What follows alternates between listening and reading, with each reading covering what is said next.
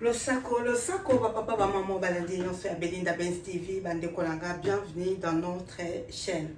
Boye bolamu na chaîne Nabiso Belinda Benz TV, to kutani pona kosala recette ya sika et un peu toko bengango recette na vlog. Toza na période ya ba fête bande kolanga. Alors par la grâce de Dieu, ndenge kaka tolobaka na ngolu. Tout est passé réveillon, il y a Noël, à Waipananga. Lelo samedi, tout en a fait anniversaire. Il y a ma grande sœur, na nièce Nanga, et maman Petronelle et Eliora Zoé. Et après, toujours par la grâce de Dieu, puisque biso tozolo ba makamona futur par la foi. Donc tous en a kondima que nzamba rokokisa la biso eza posa la biso. Tokomati na soka ya mbuela. Donc les 31 décembre pe na koyamba lisusu baninga na bandeko mususu epananga. Alors lelo tâche nangeza ngam na kosala makayabu. Na sala makayabu pour une vingtaine de personnes ou 30 personnes par là. Donc ngam na sala makayabu. Yango moi inspiration na na livre nanga. Merci à Mireline. Muta ebaki na ko offrir nga livre oyo mwa ba idée bandeko ndeka tolobaka biloko toliaka yango na ka toliaka elambeli na biso échangeaka yango peut-être tokutani na dans la cuisine de mère mo pona ko bakisa un plus ou bien ko longola quelque chose il faut ko longola ce qui peut ko bakisa pona ko varier ndenge na biso ya kolamba po to mesana ka na goût mon côté. Donc voilà, on a vu moi inspiration il y a sauce pour la makayabu et ça à peu près quand on to salaka botala nano. Donc dans une inspiration voilà on a lancé la makayabu et après na bongama tokokutana peut-être na anniversaire ya maman Petronelle na il y aura anniversaire moko kaka ya muki en famille vite fait mais le qu'on a expliqué qui déjà na partagé pour la famille Belinda Benz TV et pour la famille nanga bandeko baza musika par-ci par-là ndenge ba mona kabiso to kutanaka en tout cas baza vanesengo. Voilà la famille. Donc tout de suite nazo la kisabino makayabu ndenge za na mai na okalinga yango et na la kisape babiloko nyonso toza nango besoin pour na sala la sauce na biso ya makayabu. Nazo zwa livre nanga nazo poser yango et sikoyo na lakisa bino biloko nyonso toza nango besoin pour na sala recette na biso et logo na biso ya makayabu ba maman. Voilà ba maman toza na makayabu yango yo. Ba makayabu oyo na sukoli yango déjà na desalé yango.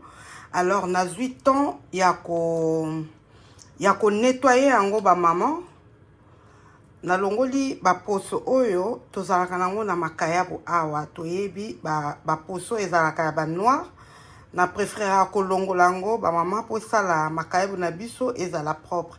Après zo dépendre na mutu moko menga na sepelaka pardon na sepelaka ko longola ba poso oyo ya noir oyo ezalaka na makayabu na longoli yango nyonso na taille ba makayabu nanga na kati. Donc tout à l'heure na longola ma ba biloko e mati na kati yango bien na raser yango na longoli ba nyonso ezalaka pemba ekai na sima ba mususu ba longolaka nga na longola te na tikaka nanga boye mais il faut ko sokola yango bien.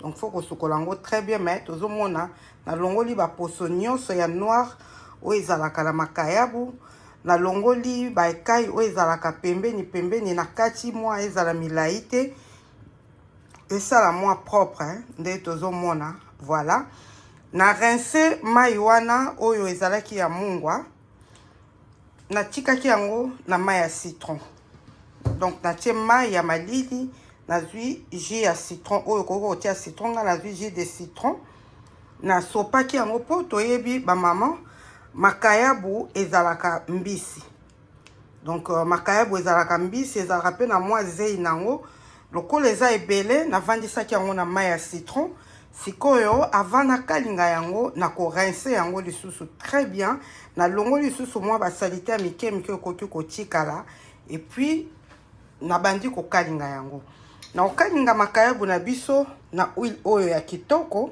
eza déjà assaisonné eza na ba feuille de laurier eza na romarin eza na thym eza na ba piment na kati donc nga na okalinga makayabu na nga na huile oyo ba maman pona osala sauce ya makayabu na biso na ozala na besoin ya ba ail wana tozomona ba ail mibale wana eza ba gingembre et puis misusu eza ba condiment na nga na salaka ba légumes verts pona ko assaisonner biloko yango na osala nango sauce ya makayabu na kobakisa ba poivron oyo ya orange ya jaune na mwa oyo ya pembe.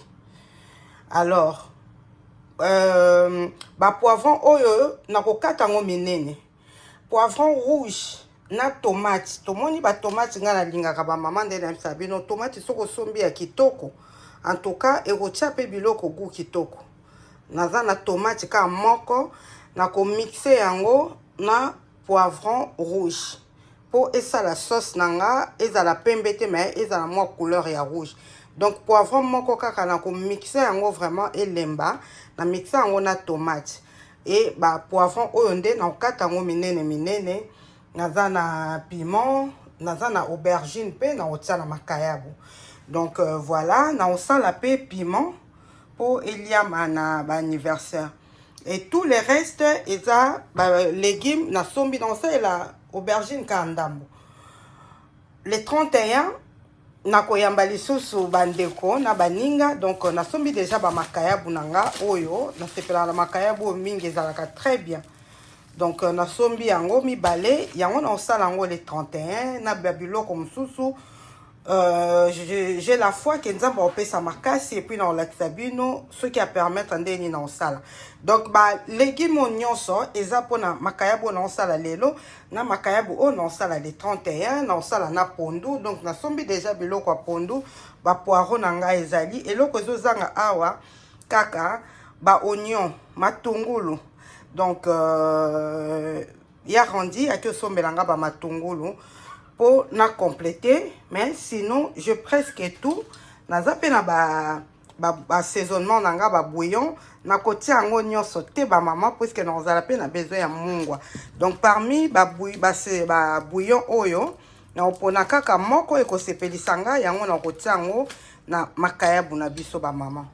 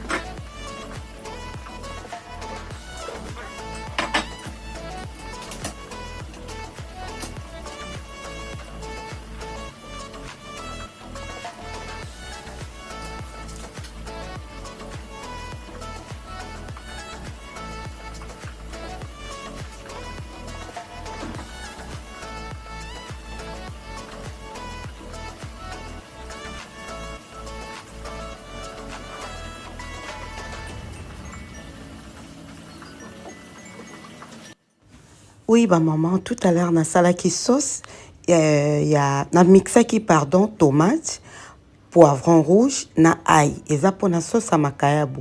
Tout le monde a qui na tiaki yango de côté. Siko na zui pilipili, na sangisi gingembre, na tie ail, na tie échalote, muke, na zozwa siko coriandre, na persil, muke kande to moni wana, na zo sangisa yango nyonso nde na ko mixer piment na biso. Puisque na osala makayabu na sauce à piment. Biso na famille na biso, mutu na mutu azalaka na rôle na ye, to s'organisaka, tango tosalaka ba fête na biso, en tout cas, tokabolaka ba tâche. Tâche nanga eza ya kosala makayabu, alors on a lingi makayabu oyo ezala vraiment kitoko makasi pour bande konanga bakolia yango basepela na biloko elambami dans la cuisine de Mermo. Wana na obakisa gingembre et moi ail muke, voilà la famille. Babiloko na biso to préparaka nazo mixer piment nanga et ezala vraiment poto te yango bomoni na otala yango vraiment ezala ndenge nga la lingi ezala.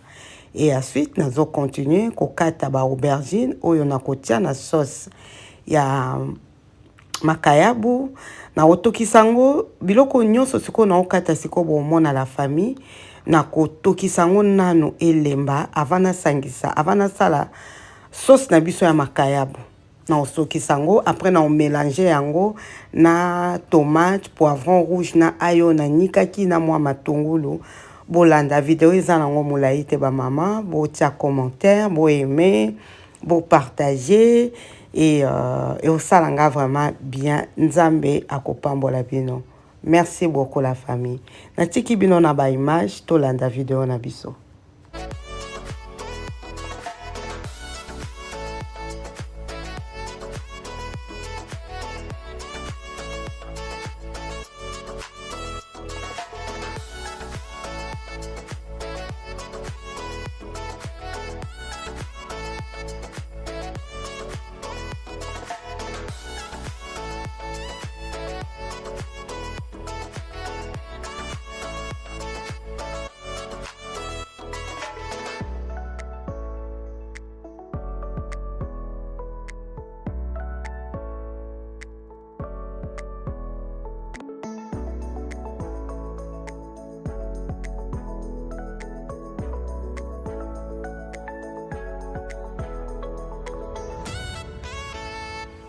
Maman, j'espère que pour passer qui va fêter à Noël, ça va. Pour na bao va fêter à Noël, bao pe va fêter à Noël. Tende quand na loba kimbaloana, ils a ba moment moko occasion kaka que tout se retrouver na ba famille, na bana na biso, na ba camarades, na église.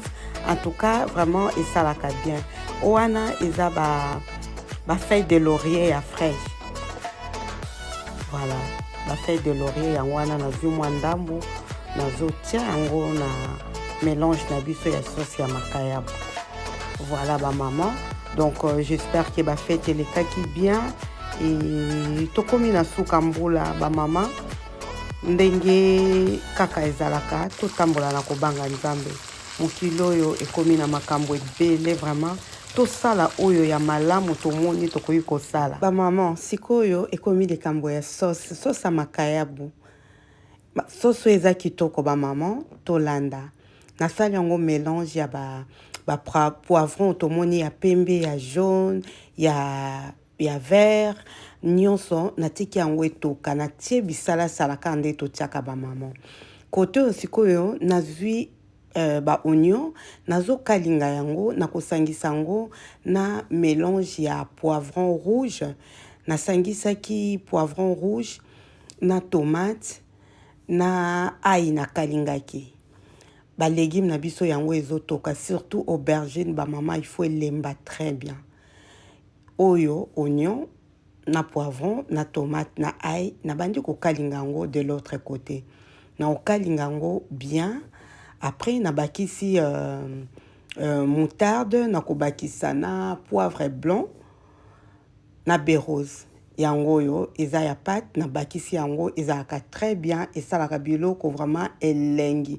et bakisaka sebet na biloko ba maman yango yo nakobalusa yango nyonso nasangisi tomoni couleur ya sauce ndenge pesi déjà nakozwa mwa basauce wana sikoyo ba aubergine wana oyo ese lembi déjà ba poivron ba feuille de laurier ekotisi déjà solo kitoko donc nyonso oyo natokisaki nakolongola kaka ba légumes na otia mai te po soki tozotokisa yango fo mai ezala moke kobakisa malembe ba légumes na biso ezika te mais ebela bien mwa ba ai ya morceau mpe ezalaki nyonso tomonaki bamama nalakisaki etoki nakomisi kokosangisa yango na ba oignon na nyonso tomoni tout à l'heure mafuta na biso ya makayabu nga makayabu ezebele toyebi ke sosa makayabu po ezala kitoko mafuta pe ezala mwa ebele voilà ezala bongo après air tosopa ngo na makayabu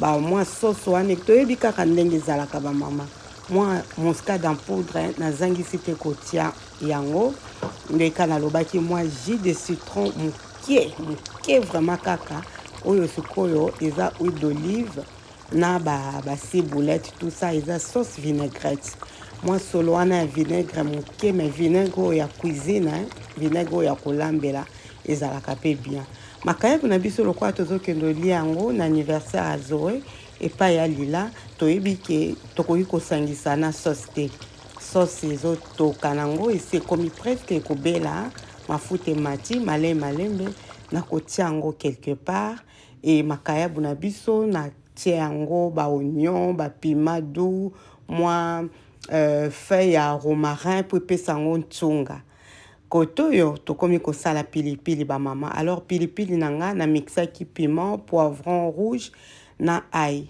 na tomate moke nazwi sikoyo ba oignon po nalingi piment nanga ezala mwa ba morceau ya ba oignon ya mike nazwi ba oignon nakali yango na mungwa moke ale nabakisi sikoyo pilipili wana okoki kotia cube okoki kotia bouillon okoki kotia nyonso okosepela po epesa goût tobosana te mwa vinaigre pour na conservation ya pilipili na biso nga nasilisi ba maman. C'est bon, nasilisi makayabu nanga nasali sauce à makayabu spécial 2025 nasali piment et nabongisi biloko nyonso nasukoli banzungu nasukoli basani tout est prêt nalingisi ko nakende na bongama et tokendo souffler na Eliora Zoé Mirelia et maman Petronelle. À tout à l'heure. À tout à l'heure.